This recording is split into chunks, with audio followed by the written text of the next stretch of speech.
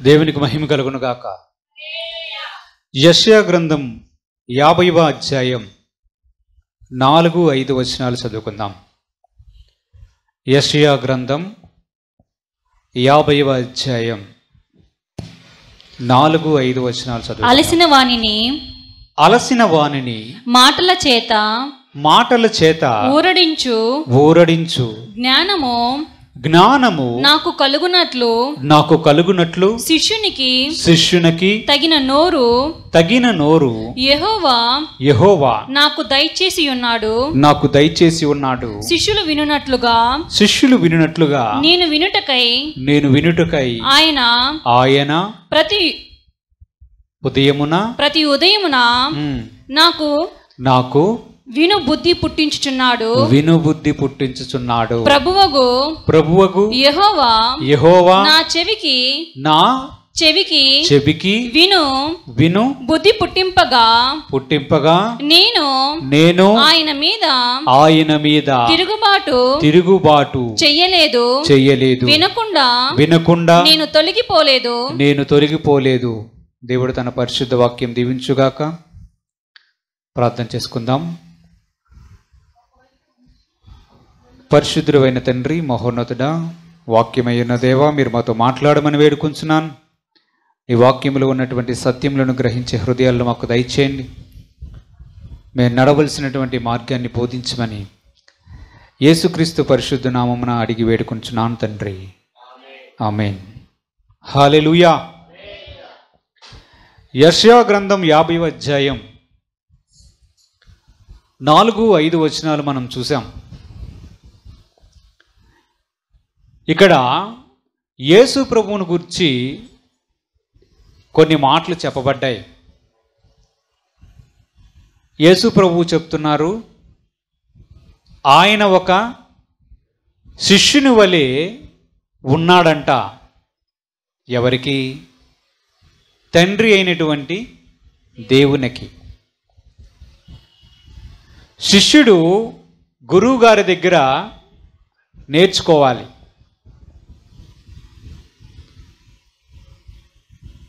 తండ్రి అయినటువంటి దేవుడు ఇక్కడ గురువుగా కనిపిస్తున్నాడు. యేసుక్రీస్తు ప్రభువారు ఒక శిష్యునిగా కనిపిస్తూ ఉన్నాడు. యేసు ప్రభు తండ్రి వద్ద వింటూ ఉన్నాడంట. ప్రతి ఉదయమున వింటూ నేర్చుకుంటూ ఉన్నాడంట. యేసు ప్రభు నేర్చుకున్నటువంటి విషయాలు చాలా ఉన్నాయి. ఆయన నేర్చుకున్నటువంటి విషయాలు మనకు మాదిరిగా ఉంటాయి. యేసు ప్రభు తండ్రి వద్ద ప్రతి దినము విని, ఎక్కడ? భూమి మీద ఉండేటప్పుడు విని వాటిని ప్రజలకు తెలియజేసిన సందర్భం కూడా మనం చూస్తాం. ఒకసారి చూద్దాం. యోహాను సువార్త 15వ అధ్యాయం 15వ వచనం ఏముంది? దాసుడు తన యజమానుడు చేయు దానిని ఎరుగడు గనుక ఇక మిమ్మును దాసులని పిలువక స్నేహితులని పిలుచుచున్నాను. ఎందుకనగా నేను నా తండ్రి వలన వినిన సంగతులన్నిటినీ మీకు తెలియజేసి. అది యేసు ప్రభు భూమి మీద ఉండేటప్పుడు ఏం చెప్తున్నారు? శిష్యులతో చెప్తున్నాడు, మిమ్మల్ని దాసులని ఇంకా పిలవకూడదు. తండ్రి వద్ద వినినటువంటి ప్రతి మాట నేను మీకు తెలియజేశాను. అవునా? యేసు ప్రభు తండ్రి వద్ద నుంచి విని వాటిని ప్రజలకు తెలియజేశాడు. ప్రతి విషయాన్ని తండ్రి వద్ద నుంచి తెలుసుకొని ప్రజలకు వాటిని బోధించాడు. యేసు ప్రభు ఒక శిష్యునిగా తండ్రి వద్ద కనిపిస్తూ ఉన్నాడు. నిజానికి ఆయన దేవుడై ఉన్నాడు, దేవుని కుమారుడై ఉన్నాడు, కానీ చూడడానికి ఒక శిష్యుని వలె కనిపిస్తూ ఉన్నాడు మన ప్రభువైన అయిన యేసుక్రీస్తు. దేవునికి స్తోత్రం. హల్లెలూయా, హల్లెలూయా. ఆయన నేర్చుకున్న విషయం ఏమిటి? ఒక విషయాన్ని గురించి మనం అక్కడ చూస్తున్నాం. అలసిన వారిని ఊరడింపజేయు జ్ఞానం యేసుక్రీస్తుకు కలుగునట్లు శిష్యునికి తగిన నోరు, శిష్యునకు తగిన నోరు యెహోవా నాకు దయచేసి ఉన్నాడు అని చెప్తున్నాడు. అంటే అలసిపోయినటువంటి ప్రజలకు నేను ఏమి మాట్లాడితే వారికి ఊరట కలుగుతుంది, నేను ఏమి మాట్లాడితే వారికి ఉపశమనం కలుగుతుంది, బాధలో ఉన్నవారికి, శ్రమలో ఉన్నవారికి నేను ఏ విధముగా మాట్లాడితే వారిని తండ్రి యొద్దకు సంపాదించుకోగలను అనేది ఒక జ్ఞానం, అది ఒక స్కిల్, అది ఒక జ్ఞానం. దానిని యేసుక్రీస్తు ప్రభువు తండ్రి వద్ద శిష్యునులాగా ఉండి నేర్చుకున్నాడట. దేవుడికి స్తోత్రం. హల్లెలూయా. దీనిని వినడానికి ప్రతిదినము వినుబుద్ధి కలగజేశాడు అని మనం చూస్తున్నాం. యేసు ప్రభు యొక్క మాటలను మనం చూస్తే, ఆయన మాట్లాడే తీరు మనం చూస్తే అది మనకు మాదిరిగా కనిపిస్తుంది. ఆయన మాట్లాడే తీరు మనము ఏం చేయాలంటే దాన్ని అది మాదిరిగా పెట్టుకొని అనుసరించాలి. అది ఒక ఉదాహరణగా తీసుకొని యేసు ప్రభు ఎలాగూ మాట్లాడాడో, ఆయన మాట తీరు ఏమిటో, అలసిన వారిని ఏ విధముగా ఆయన ఊరడింపజేయగలిగాడో మనము తెలుసుకోవాలి. అప్పుడు యేసు ప్రభు నేర్చుకున్నటువంటి విషయం ఏదైతే ఉందో అది మనము నేర్చుకోవాల్సిన అవసరత కనిపిస్తూ ఉంటుంది. మన గురువు ఎవరు? యేసు ప్రభువా? మన గురువు, పరమ గురువు మన ప్రభు అయినటువంటి యేసుక్రీస్తే. ఆయనే బోధకుడు, ఆయనే గురువు. మనకు ఒకవైపు యేసు ప్రభు గురువుగా కనిపిస్తున్నారు, అవునా? మరి అదే గురువు తండ్రి యొద్ద ఎలా కనిపిస్తున్నాడు? శిష్యునిగా కనిపిస్తున్నాడు. మరి మనం ఎలాగుండాలి? శిష్యులుగా ఉండాలి. మత్తయి సువార్త 28వ అధ్యాయం 19వ వచనాన్ని చూద్దాం. మత్తయి సువార్త 28వ అధ్యాయం 19వ వచనాన్ని ఒకసారి చూద్దాం. కాబట్టి మీరు వెళ్ళి సమస్త జనులను శిష్యులనుగా చేయుడి, తండ్రి యొక్కయు కుమారుని యొక్కయు పరిశుద్ధాత్మ యొక్కయు నామములోనికి వారికి బాప్తిస్మము ఇవ్వండి అని ప్రభు చెప్పాడు. యేసు ప్రభు చెప్పినటువంటి బోధ ఏమిటి? మీరు వెళ్ళండి, సువార్త ప్రకటించండి, సమస్త జనులను శిష్యులుగా చేయండి అన్నాడు, అవునా? ఎవరికి శిష్యులుగా చేయాలి? ఎవరికి శిష్యులుగా చేయాలి? దేవునికి. ఎవరికి శిష్యులు? మనము యేసుక్రీస్తు ప్రభువునకు శిష్యులము, శిష్యురాళ్ళము. చదవబడినటువంటి యెషయా గ్రంథములో శిష్యునకు తగినటువంటి నోరు యేసు ప్రభువుకి తండ్రి అనుగ్రహించాడు, అవునా? ఆ శిష్యునికి ఏ జ్ఞానం కావాలని తండ్రి ఆశించాడు? శిష్యుడు అయినటువంటి మన ప్రభు ఏమి ప్రభు దగ్గర నుంచి నేర్చుకున్నాడు? ఆ వాక్య భాగంలో చూస్తే ఆయన ఏం చెప్తున్నాడు? అలసిన వారిని మాటల చేత ఊరడిస్తాడు అంట. అంటే ఏమిటో అలసిపోయిన వారిని చూసి వారితో ఏమి మాట్లాడాలి, ఎలాగూ మాట్లాడాలి అనేది యేసు ప్రభువుకి తెలుసు. చూద్దాం యెహోషువ గ్రంథం 1వ అధ్యాయం 1 నుంచి 7 వచనాలు చూద్దాం. యెహోషువ గ్రంథం 1వ అధ్యాయం 1 నుంచి 7 వచనాలు చూద్దాం. యెహోవా సేవకుడైన మోషే మృతి నొందిన తర్వాత యెహోవా నూను కుమారుడును మోషే పరిచారకుడును అయిన యెహోషువకు ఇలాగు సెలవిచ్చెను, నా సేవకుడైన మోషే మృతి నొందెను. కాబట్టి నీవు లేచి నీవును ఈ జనులందరూ ఈ యోర్దాను నది దాటి నేను ఇశ్రాయేలునకు ఇచ్చుచున్న దేశమునకు వెళ్ళుడి. నేను మోషేతో చెప్పినట్లు మీరు అడుగుపెట్టు ప్రతి స్థలమును మీకు ఇచ్చుచున్నాను. అరణ్యమును ఈ లేబోనును మొదలుకొని మహానది అయిన యూఫ్రటీసు నది వరకు హిత్తీయులైన దేశమంతయు పడమట మహాసముద్రము వరకు మీకు సరిహద్దు.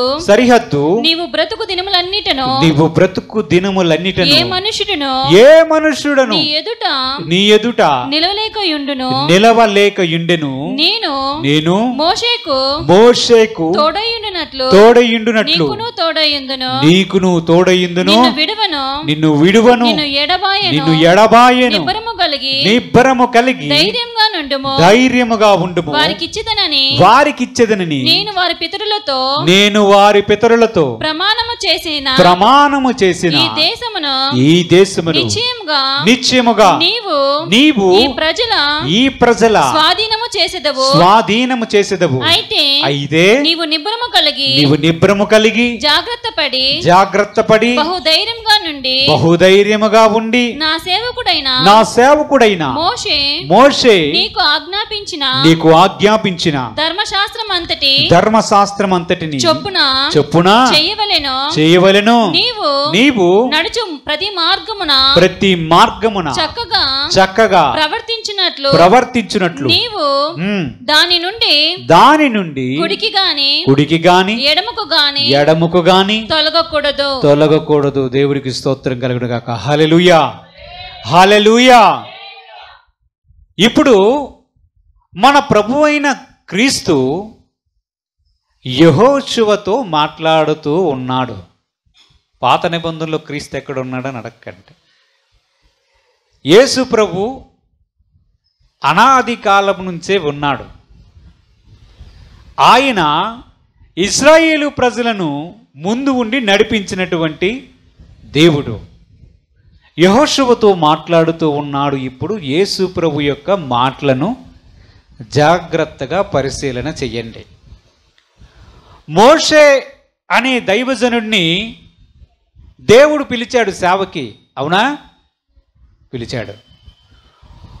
మోషేను పిలిపించి ఐగుప్తు దేశములో ఉన్న ఇశ్రాయేలు ప్రజల యొద్దకు పంపించాడు. పంపించి వారిని తీసుకుని రమ్మని చెప్పే బాధ్యతను అప్పగించాడు. మోషే అనే దైవజనుడు ఇశ్రాయేలు ప్రజలను తీసుకుంటూ వస్తూ ఉన్నాడు. ఒకానొక సందర్భంలో మోషే కాని మాట పలకడం వలన మృతి పొందవలసినటువంటి పరిస్థితి ఏర్పడింది. మోషే అనే దైవజనుడు మృతి పొందాడు. కానీ ఇశ్రాయేలు ప్రజలు వారికి ఇవ్వబడినటువంటి వాగ్దాన దేశములో ఇంకా ప్రవేశించలేదు. ఇప్పుడు దేవుడు తన పనిని కొనసాగించాలి. ఏమిటి పని? ఇశ్రాయేలు ప్రజలను వారికి ఇచ్చినటువంటి వాగ్దాన భూమికి చేర్చాలి. మోషే దగ్గర ఒక శిష్యుడు ఉండేవాడు. ఆయన గురువు గారి పేరేంటి? మోషే. ఈయన పేరు యెహోషువ. ఈయన కొండ ఎక్కి, అంటే ఎవరు? మోషే కొండ ఎక్కి 40 రోజులు రాత్రి పగళ్ళు ఉపవాసం చేస్తే ఆ కొండ పక్కన ఎక్కడో క్రింది భాగమున యెహోషువ ఉండేవాడు. మోషే గుడారములోనికి వెళ్తే యెహోషువ కూడా ఆ గుడారము దగ్గరే ఉండేవాడు. ప్రజలందరూ వారి వారి గుడారములో ఉంటే దేవుణ్ణి కలుసుకోవడానికి మోషే ఏ ప్రత్యక్ష గుడారంలోనికి వెళ్ళేవాడో, దేవుడు ఎక్కడికి వచ్చేవాడో అక్కడికి మోషేకు పరిచారం చేసిన యెహోషువ అనే అతని సేవకుడు లేదా శిష్యుడు అనండి, అతడు కూడా ఉండేవాడు. మోషే మృతి పొందిన తర్వాత ఇప్పుడు మన ప్రభు అయిన క్రీస్తు యెహోషువతో మాట్లాడుతూ ఉన్నాడు. యెహోషువ, లెగు, ఇదిగో నా సేవకుడైన మోషే మృతి పొందాడు, ఇప్పుడు నీవు ఈ బాధ్యతను తీసుకోవాలి. నీవు ఇశ్రాయేలు ప్రజలను వారి ప్రదేశానికి పట్టుకొని వెళ్ళాలి. వారి ప్రదేశానికి పట్టుకొని వెళ్ళాలి. యెహోషువకి గుండె లబ్డబ్ లబ్డబ్ అంటుంది. మోషే మాటే వీరు వినలేదు. మోషే మీదే వీరు తిరుగుబాటు చేసినటువంటి ప్రజలు. మోషేతో డైరెక్ట్గా దేవుడు మాట్లాడి వారిని పిలిపించి ఐగుప్తు దేశం నుంచి ఇశ్రాయేలు దేశానికి పట్టుకొని వెళ్ళాలని చేసిన అద్భుతమైన దేవుని సేవకుడు మోషే. దేవునితో ముఖాముఖిగా మాట్లాడినటువంటి వ్యక్తి మోషే. ఆ దేవుని సేవకుని మీదే సనిగారు, గొనిగారు. ఆ సాత్వికుడైనటువంటి మనిషికే మిక్కిలి కోపం పుట్టించి కాని రాని మాట, అంటే ద్రోహులారా అనే మాటను మోషే అనే దైవజనుడి నోటి నుండి వచ్చేటట్లు చేసింది ఎవరు అంటే ఇశ్రాయేలు ప్రజలు. అన్నీ చూస్తున్నాడు యెహోషువ, వీరందరినీ చూస్తున్నాడు. మోషే చేసినవి చూశాడు, ఇశ్రాయేలు ప్రజలు చేసినవి చూశాడు. ఇప్పుడు అనుకుంటున్నాడు యెహోషువ, ఇది చాలా కష్టమైన పని, ఇది చాలా కష్టమైన పని. ప్రభువా, దీనిని నువ్వు నాకు అప్పచెప్పాలనుకుంటున్నావా? నా గురువుగారు మోషే చనిపోయాడు, నేనేదో ఆయనకు పరిచారం చేసుకుంటూ ఆయనతో పాటు ఉన్నాను. ఇప్పుడు నీవు ఈ బాధ్యతను నాకు అప్పచెప్పావు, నేను ఎలాగ దీన్ని చేయగలను అని మనసులో బహుశా అనుకున్నట్లుగా కనిపిస్తుంది. అప్పుడు మన ప్రభు అయిన క్రీస్తు యెహోషువతో మాట్లాడినటువంటి మాట తీరు పద్ధతి మనము జాగ్రత్తగా ఆలోచన చేస్తే యేసు ప్రభువు దగ్గర ఆయన మనుషులు అలసిపోయిన వారిని, బెదరిపోయిన వారిని, శ్రమలో ఉన్న వారిని, చేతకాని వారిని, దిగులు చెందిన వారిని ఎలాగూ బలపరచాలో ఆయన మాటల్లో కనిపిస్తుంది. ఏమని మాట్లాడతాడు? నీతో నేను ఉంటాను, మోషేకు ఎలాగూ తోడై ఉన్నానో నేను నీకు తోడై ఉంటాను. నిబ్రము కలిగి ధైర్యముగా ఉండు, నీవు ఈ ప్రజలను వారి దేశానికి చేర్చుతావు అని చెప్తాడు. చూడండి ఆయన ఏం చెప్పాడు? నీవు ఈ ప్రజలను వారి దేశానికి చేర్చుతావనే మాటను చెప్తాడు మన దేవుడు. ఎక్కడ చెప్పాడు? నేను వారి పితరులతో ప్రమాణం చేసిన ఎన్నో వచనం? 6వ వచనం, నేను వారి పితరులతో ప్రమాణము చేసిన దేశమునకు నిశ్చయముగా, చదవండి,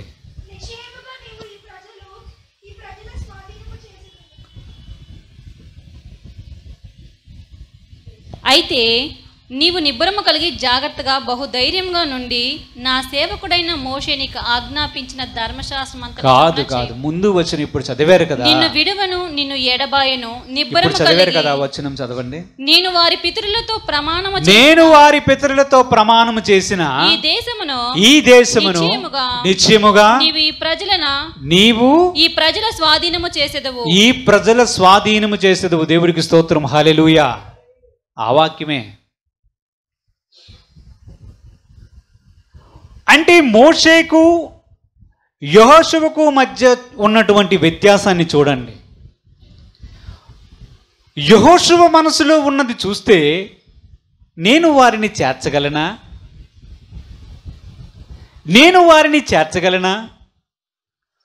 మోషేయే వారిని పూర్తిగా చేర్చవలసిన బాధ్యత కలిగినటువంటి దేవుని సేవకుడు. ఆ సేవకుడే చేర్చలేకపోయాడు కదా, నేను చేర్చగలనా అనేది యెహోషువ యొక్క మనస్సులో ఉన్న ఆలోచన. అందుకే ప్రభు చెప్తున్నాడు యెహోషువతో, నిశ్చయముగా నీవు వారిని చేర్చుతావు అన్నాడు. దేవుడికి స్తోత్రం కలుగును గాక. హల్లెలూయా, హల్లెలూయా. ప్రభు అయిన దేవుడు మాట్లాడినటువంటి తీరు గమనిస్తే, దేవుని పనిలో ఉండేటట్లు యెహోషువను నియమించుకున్నాడు. అవునా? నియమించుకొని అతనికి ధైర్యాన్ని నూరిపోస్తున్నాడు. నీకు తోడయుంటా, నిన్ను బలపరుస్తా. మోషే లాంటి దేవుని సేవకుడి చెయ్యలేడని నువ్వు అనుకోవద్దు. మోషేకి నేను ఎలా తోడై ఉన్నానో అలాగే తోడై ఉంటా. నీవు మోషేయే చేర్చలేకపోయాడు కదా తన ప్రజలను, నేనెలాగూ చేర్చుతానని నీవు అనుకోవద్దు. నిశ్చయముగా నీవు వారిని వారి దేశానికి చేర్చుతావు అని ప్రభు మాట్లాడాడు. దేవునికి మహిమ కలుగును గాక. హల్లెలూయా. ఆయన మాట్లాడే తీరు చూడండి, ఆయన ధైర్యం నూరు పోసే పద్ధతి చూడండి, ఆయన దేవుని పనికి ఏర్పాటు చేసుకున్నటువంటి విధానాన్ని చూడండి. ఆయన అన్ని ఏర్పాటు చేసుకుంటాడు, మనుషులను దేవుని పనికి సిద్ధపరుచుకుంటాడు, వారికి ధైర్యాన్ని అనుగ్రహిస్తాడు, వారిని ప్రోత్సహిస్తాడు. వారి మనసులో ఉన్నటువంటి ప్రతి సందేహానికి వారు ప్రశ్న లేవనెత్తక మునిపే వారికి ఆ విషయాన్ని తెలిసి వారిని దేవుని పనిలో స్థిరముగా ఉండేటట్లు చేస్తాడు మన దేవుడు. చేయగలిగినటువంటి జ్ఞానము, మాట్లాడే తీరు మన ప్రభు అయిన యేసుక్రీస్తులో కనిపిస్తుంది. దేవుడికి స్తోత్రం, హల్లెలూయా. దేవుని పనికి వెళ్తున్నటువంటి ప్రజలను మనమైతే ఎలాగో ప్రోత్సహిస్తాం? చేసావులే, చేస్తావులే, చూస్తాములే, అవుతాదా, నీ వలన అవుతాదా అని మాట్లాడే మాటలు మనం చూస్తాం. నీకేమొచ్చు, నీవేమి చేయగలవు, నీకేమి తెలుసు, నీకెవరున్నారు, ఇవి మనకు సాధారణంగా దేవుని పనిలో ఎదురైనటువంటి ప్రశ్నలు. నాకెవరూ తెలియదు, నన్ను ప్రోత్సహించేవారు లేరు, నేను చెయ్యలేను, నాకు చేత కాదు, నాకేమీ తెలీదు అనే భావం దేవుని పనిలో ఉన్నటువంటి మనకు కలుగుతూ ఉంటుంది. మనుషులైతే దేవుని పనిలో ఉన్న ప్రజలను నిరుత్సాహపరిచే మాటలు ఆడుతారు.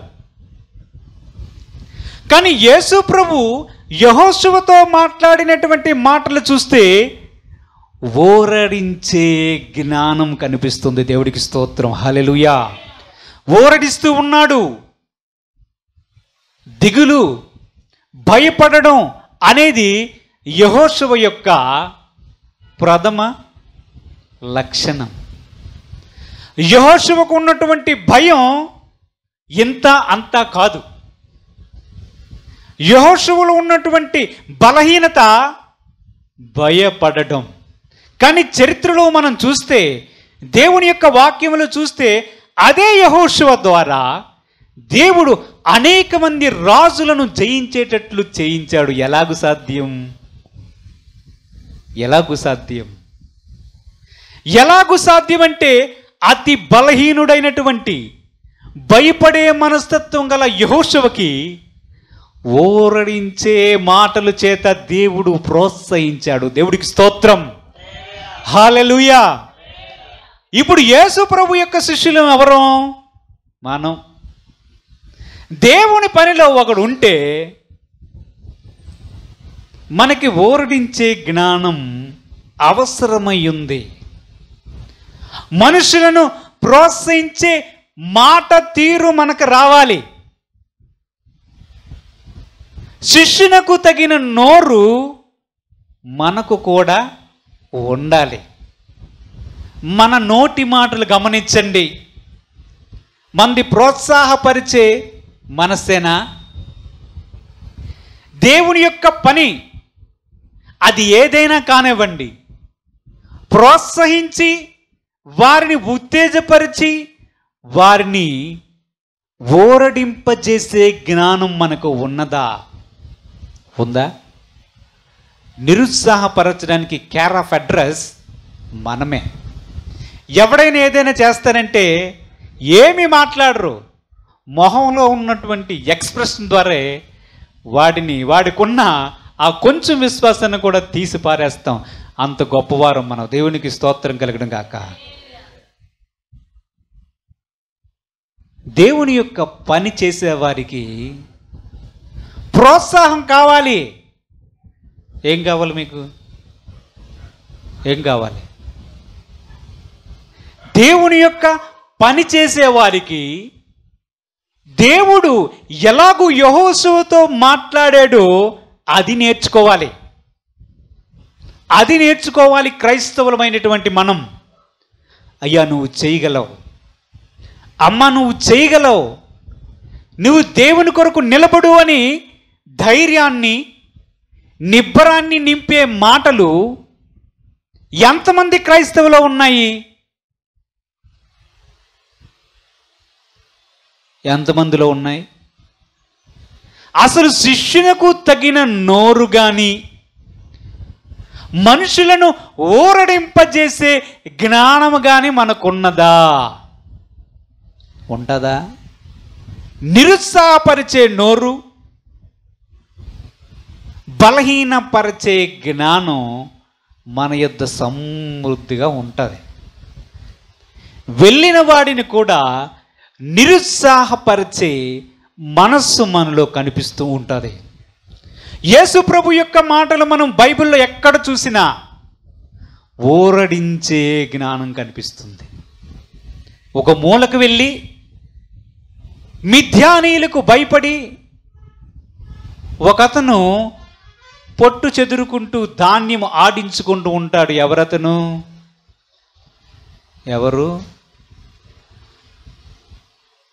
ఎవరో ఒకరు అంటారా?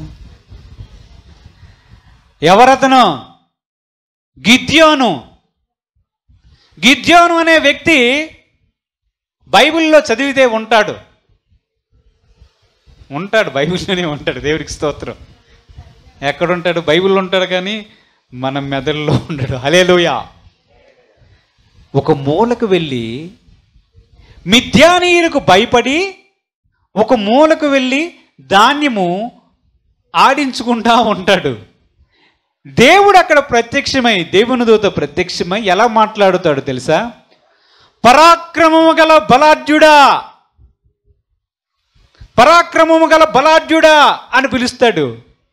గిద్యోను అనుకుంటాడు, నేను అత్యంత పిరికివాడిని, నేనేదో మనుషులకు కనిపించుకుంటా చెట్లు చాట్లకి వెళ్ళి పండిన పంట ఎవడూ పట్టుకొని వెళ్ళిపోకుండా నేను ఇక్కడ దులుపుకుంటే నా దగ్గరికి వచ్చి పరాక్రమము గల బలాఢ్యుడా అంటాడేంటి? పరాక్రమము గల బలాఢ్యుడివి నీవని అంటాడు. ఏమిటి మన ప్రభువు మాట్లాడే తీరు? ఏమిటి మన ప్రభువు మాట్లాడే తీరు? తమ మనస్సులో వారిని వారు కించపరుచుకుంటూ ఉంటే, తమ మనస్సులో వారిని తగ్గించుకుంటూ ఉంటే వారిని పైకి లేవనెత్తుతాడు. హల్లెలూయా, హల్లెలూయా. వారిని అంటాడు, పరాక్రమం గల బలాఢ్యుడు నీవు గిద్యోను. నేను పరాక్రమం గల బలాఢ్యున్నా? ఏమిటి ప్రభువా నీవు మాట్లాడుతున్నది? నీవేనయ్యా ఇశ్రాయేలు ప్రజలను విమోచించాలి. అలాగా దేవుని వద్ద ఉన్నటువంటి ఊరడించే ఈ జ్ఞానం, మాట్లాడే ఈ తీరు మనకి రావాలి. ఏ తీరు? ఈ మాట్లాడే తీరు రావాలి. దేవుని యొక్క మాటలో మనం చూద్దాం. మార్కు సువార్త 5వ అధ్యాయం 35 నుంచి 39 వచనాల వరకు చదువుకుందాం. మార్కు సువార్త 5వ అధ్యాయం 35 నుంచి 39. ఆయన ఇంకను మాట్లాడుచుండగా సమాజ మందిరపు అధికారి ఇంటి నుండి కొందరు వచ్చి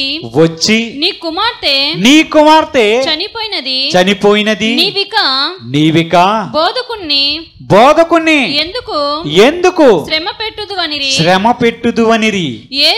యేసు వారు చెప్పిన మాట లక్ష్య పెట్టక భయపడకము నమ్మిక మాత్రము ఉంచమని సమాజ మందిరపు అధికారితో చెప్పి పేతురు యాకోబు సహోదరుడగు యోహాను అను వారిని తప్ప మరి ఎవరినైనను తన వెంబడి రానియక సమాజ మందిరపు అధికారి ఇంటికి వచ్చి వారు గొల్లగా నుండి చాలా ఏడ్చుచు ప్రలాపించుచు ఉండుట చూచి లోపలికి పోయి గొల్ల చేసి ఏడ్చుచున్నారు. ఈ చిన్నది నిద్రించుచున్నదే గాని చనిపోలేదని వారితో చెప్పెను. దేవుడికి స్తోత్రం కలుగును గాక. హల్లెలూయా, హల్లెలూయా. సమాజ మందిరపు అధికారి అనే అతను ఒకడున్నాడు. సమాజ మందిరం అంటే ఏమిటి? సమాజ మందిరం అంటే ఏమిటి? దేవుణ్ణి ఆరాధించే ఒక స్థలం. సమాజముగా కూడుకొని మనం ఇప్పుడు ఎలాగైతే కూడుకొని ఆరాధిస్తూ ఉన్నామో, యూదులు ఆ విధంగా కూడుకొని కొన్ని ప్రదేశాల్లో దేవుణ్ణి ఆరాధిస్తారు. అది సమాజ మందిరం. ఈ సమాజ మందిరం మీద ఒక అధికారి ఉన్నాడు. ఆ అధికారికి ఒక చిన్న కూతురు ఉన్నది. ఆ కూతురికి అనారోగ్యం వచ్చింది. ఇంకా కొద్ది క్షణముల్లో చనిపోతాదని తెలిస్తే సమాజ మందిరపు అధికారి యేసు ప్రభుని బ్రతిమలాడుకుంటే, యేసు ప్రభు ఆ సమాజ మందిరపు అధికారితో పాటు నడుచుకుంటూ సమాజ మందిరపు అధికారి ఇంటి దగ్గరికి వెళ్తూ ఉంటాడు. ఇంతలో మార్గమధ్యములో వేరే వారికి స్వస్థత చేస్తాడు.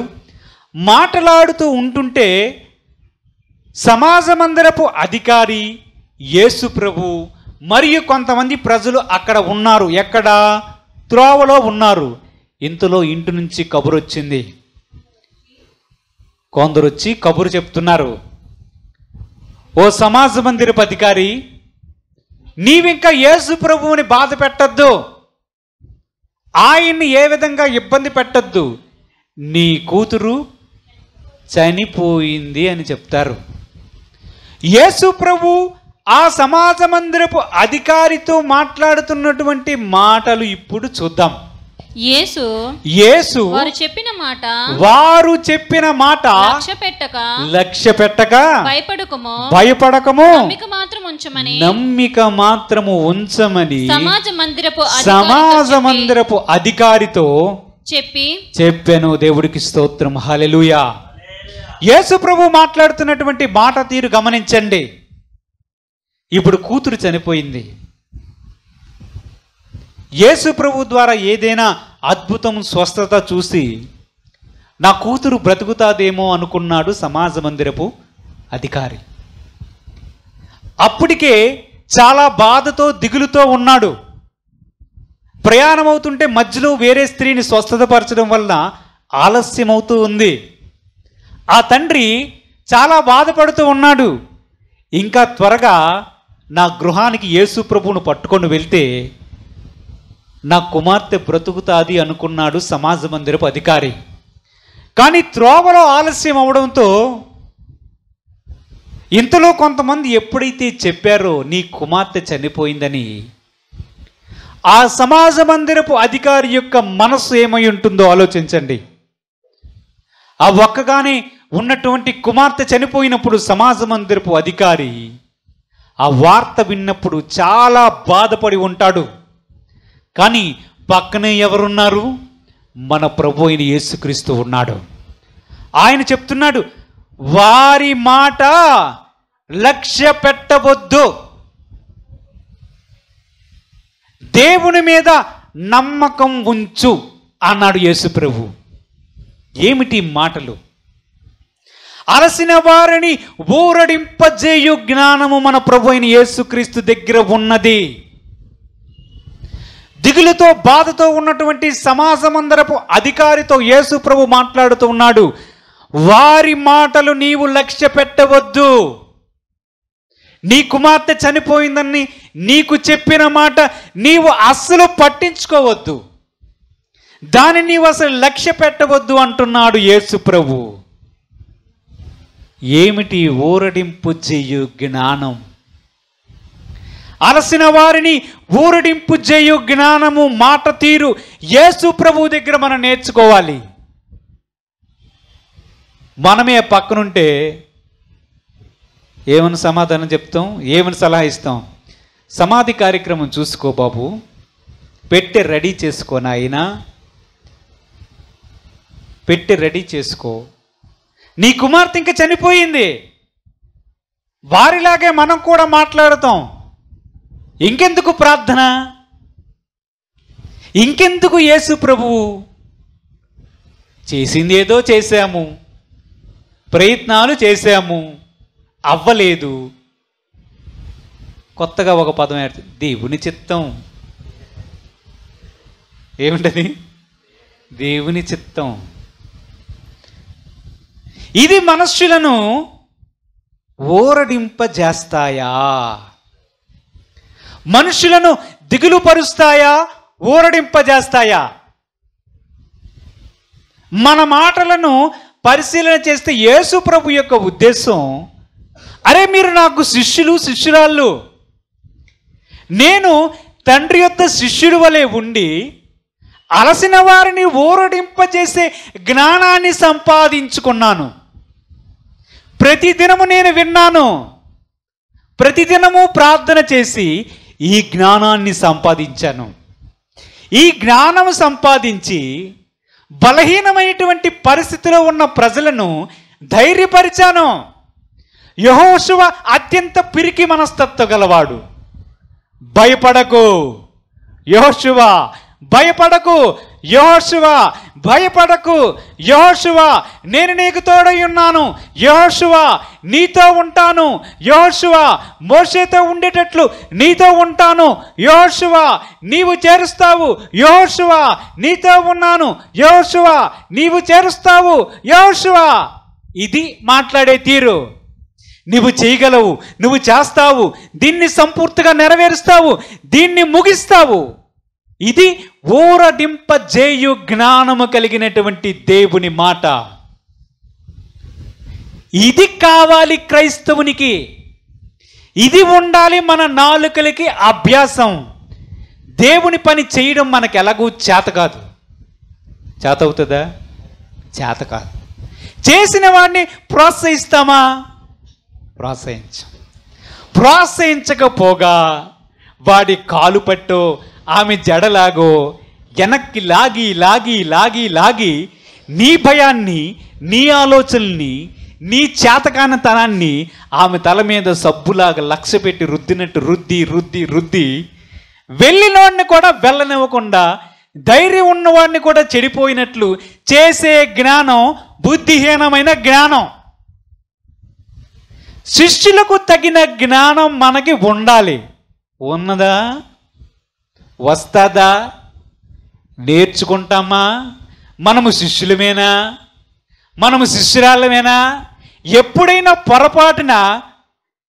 పొరపాటున ఎవరినైనా ప్రోత్సహించే లక్షణం ఉందా? ఉందా?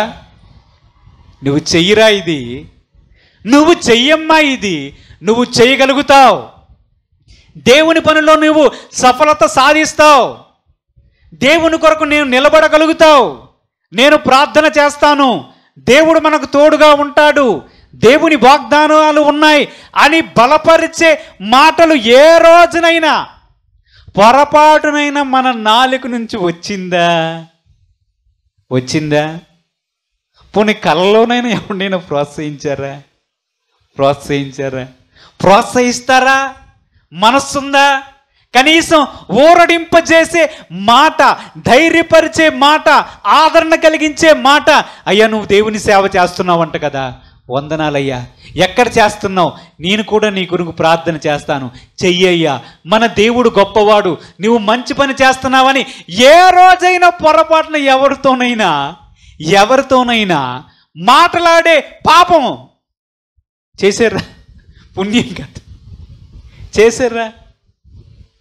ఏ రోజైనా ఒక్క మాట చెప్పారా? మనుషులను బలహీనపరిచే నాలుకలు కలిగినటువంటి వారు చుట్టుపక్కల చేరి రాబందుల్లాగా, గెద్దల్లాగా పొడిచి పొడిచి పొడిచి పొడిచి చేస్తానన్నోడిని కూడా చేయనివ్వకుండా చేసే అత్యంత జ్ఞానం కలిగిన వ్యక్తులు మనం. ఎలాంటి వ్యక్తులు అనుకున్నారు? చేసినోడిని కూడా చెయ్యనివ్వు, వెళ్ళినోడిని కూడా వెళ్ళనివ్వు. పోనీ వాడి మట్టుకు వాడు కింద పడి పైకి లేసి ఎలాగో ధైర్యంగా ఒక అడుగు వేస్తానంటే ఒక ఎక్స్ప్రెషన్ ఇస్తారు అంతే. కింద నుంచి అదొక రకమైన సైగ చేస్తారు అంటారండి, అంతే.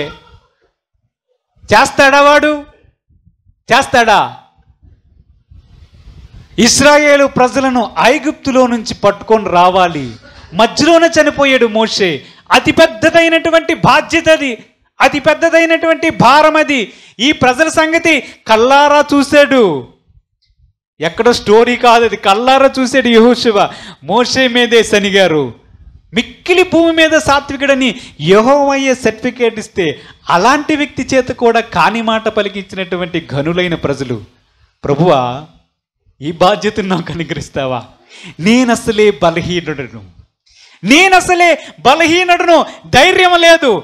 ఏదో యెహోవా నీవు ఆ మోషేతో మాట్లాడుతుంటే ఆ పక్కన గుడారం దగ్గర కొండ కింద ఉండి నేనేదో వినుకుంటూ, ఆయనకేదో నీళ్ళు కావాలంటే నీళ్ళు, రొట్టెలు కావాలంటే రొట్టెలు, ఆ కర్రను కొంచెం తుడునాయనంటే తుడిస్తే, బాబు కొంచెం పాదాలు చెప్పులు ఏవో చూడంటే, ఏదో వెనకుండి చేసుకున్నటువంటి నన్ను పిలిచి మోషే చనిపోయాడు, యెహోషువా ఏమనాయనా నేను అనుకుంటూనే ఉన్నా, ఇలాంటిది తప్పగిస్తావని అనుకుంటూనే ఉన్నా. నీకు నా క్యారెక్టర్ తెలుసు కదా, నేను బలహీనున్నయ్యా, నాకు ధైర్యం లేదు, నాకు యుద్ధము చేత కాదు, నేను నీకు తోడై ఉంటా. సరే సరే ఉంటావులే, నిబ్రముగా ఉండు, నాకు తెలుసు నా భయం అదే, నీకు తోడుగా ఉంటాను. ఆ మోషేకి తోడై ఉంటాను, లేదు మోషేలాగా నీకే తోడై ఉంటాను.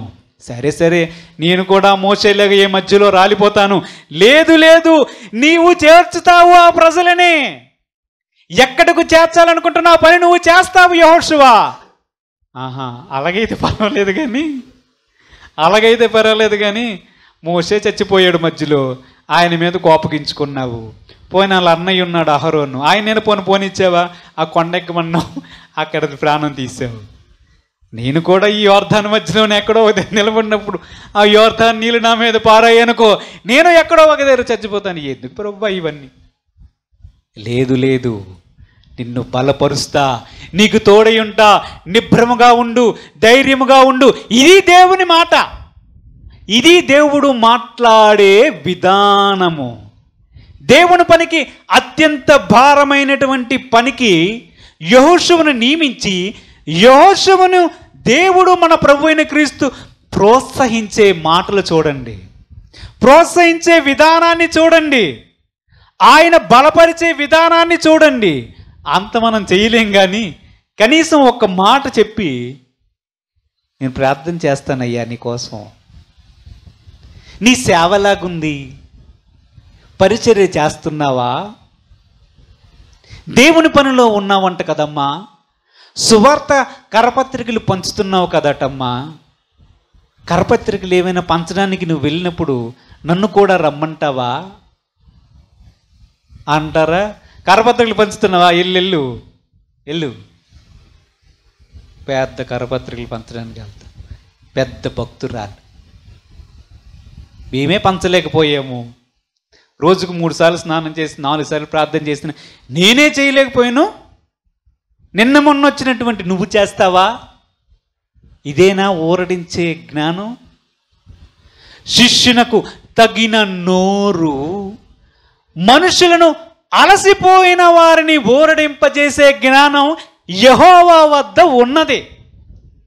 ఆ జ్ఞానాన్ని యేసు ప్రభు సంపాదించుకున్నాడు అని స్వయంగా తానే చెప్పాడు. ఇప్పుడు మనం శిష్యులం, ఎన్నో విషయాలు నేర్చుకోవాలి. దానిలో ఒక విషయం ఏమిటి తెలుసా?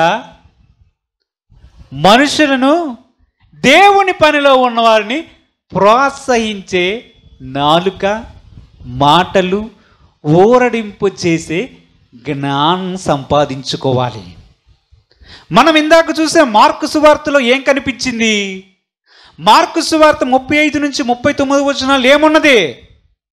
అప్పుడే మర్చిపోయారా? హల్లెలూయా, దేవునికి మహిమ కలిగిన గాక. అది ఏమున్నది? ఏదో ఉంటుందిలే. సమాజ మందిరపు అధికారితో చెప్తున్నాడు, వారి మాటలను లక్ష్య పెట్టద్దు.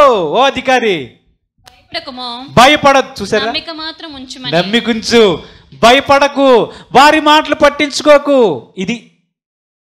ఇది యేసు ప్రభు దగ్గర ఉన్నటువంటి ఊరడించే జ్ఞానం ఏంటి తెలుసా? వారి మాటలు పట్టించుకోక పక్కన తోసే. మన లాంగ్వేజ్లో చెప్పాలంటే పక్కన పడే, ధైర్యంగా ఉండు, విశ్వాసం ఉంచు. ఇది చనిపోయిందని అనుకోవద్దు. నా యందు విశ్వాసం ఉంచువాడు చనిపోయిన బ్రతుకుతాడు, ఓ సమాజ మందిరపు అధికారి అని యేసు ప్రభు చెప్తున్నాడు. ఏం కావాలి మనకి? ఊరడింపజేసే జ్ఞానం కావాలి. అత్యంత దిగులులో ఉన్న వారి దగ్గరికి వెళ్ళి యేసు ప్రభు వైపు తిరిగేటట్లు ఒక్క మాటైనా చెప్పి వారిని ప్రభు వద్దకు సంపాదించే, ఓరడించే జ్ఞానాన్ని సంపాదించాలి. జ్ఞాని విశ్వాసాన్ని చెదరగొట్టి ఉన్న విశ్వాసాన్ని కూడా పీకేసే మాటలు కలిగిన వ్యక్తులుగా మనం ఉండకూడదు. అందుకే మనం చదువుకున్నాం చూడండి, యెషయా గ్రంథం 50వ అధ్యాయం 4-5 వచనాలు మనం చూసినట్లయితే, యెషయా గ్రంథం 50, అలసిన వారిని మాటలు చేత ఊరడించు జ్ఞానం నాకు కలుగునట్లు శిష్యునకు తగిన నోరు యెహోవా నాకు దయచేసి ఉన్నాడు. శిష్యులు వినునట్లుగా నేను వినుటకై ఆయన ప్రతి ఉదయమున నాకు వినుబుద్ధి పుట్టించుచున్నాడు. ప్రభువు యెహోవా నా చెవికి వినుబుద్ధి పుట్టింపగా నేను ఆయన మీద తిరుగుబాటు చేయలేదు, వినకుండా నేను తొలగిపోలేదు. దేవుడికి స్తోత్రం కలుగును గాక. మనము దేవుని వద్ద నుంచి కోరుకోవాల్సింది ఏమిటి? అలసిన వారిని, దేవుని పనిలో ఉన్న వారిని ప్రోత్సహించే జ్ఞానం, సమాజ మందిరపు అధికారి వాని హృదయంలో ఉన్న బాధను తగ్గించే, విశ్వాసాన్ని పెంచే మాటలు కలిగిన జ్ఞానం, ఆ ఊరడింపజేసే జ్ఞానం కావాలని నేడు మన ప్రభువుని అడుగుతాం. దేవుడు తన పరిశుద్ధ వాక్యాన్ని దీవించుగాక. ఆమేన్. ప్రార్థన చేసుకుందాం.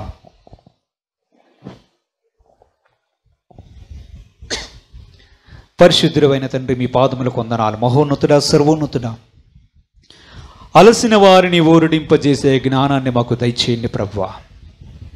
నీ పరిచర్యలో ఉన్న వారిని ప్రోత్సహించే మాటలు, విశ్వాసములు బలహీనమైనటువంటి వారిని బలహీనపరచకుండా వారిని బలపరిచే జ్ఞానం మాకు దయచేయండి ప్రభువా.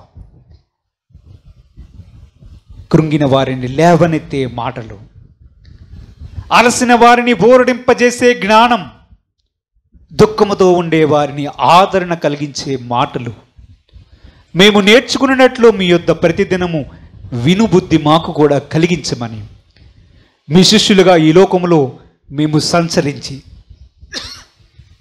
మీ కొరకు సాక్షులుగా ఉండే కృప మాకు దయచేయమని యేసుక్రీస్తు పరిశుద్ధ నామమున అడిగి వేడుకొంచున్నాము తండ్రి. ఆమేన్.